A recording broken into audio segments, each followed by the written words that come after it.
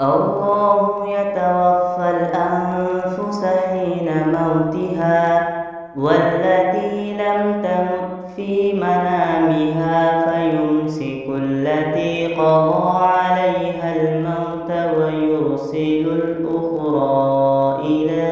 أجل مسمى إن في ذلك لآيات لقوم يتفكرون أم اتخذوا من دون الله شفعاء قل أولو كانوا لا يملكون شيئا ولا يعقلون قل لله الشفاعة جميعا له ملك السماوات والأرض ثم إليه ترجعون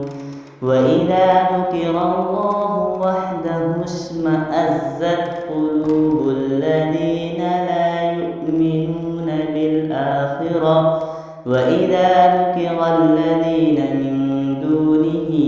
إذا هم يستبشرون قل اللهم فاطر السماوات والأرض عالم الغيب والشهادة أنت تحكم بين عبادك فيما كانوا فيه يختلفون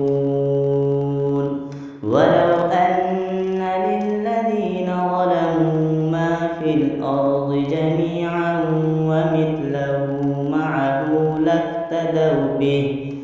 لافتدوا به من سوء العذاب يوم القيامة وبدا لهم من الله ما لم يكونوا يحتسبون وبدا لهم سيئات ما كسبوا وحاق بهم ما كانوا به يستهزئون فإذا مس الإنسان ضر دعانا ثم إذا خولناه نعمة منا قال إنما أوتيته على علم بل هي فتنة ولكن أكثرهم لا يعلمون قد قالها الذين من قبلهم فما أغنى عنهم ما كانوا يكسبون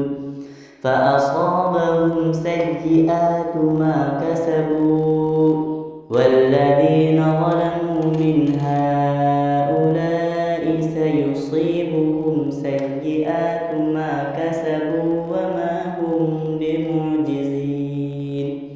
أولم يعلموا أن الله يبسط الرزق لمن يشاء ويقدر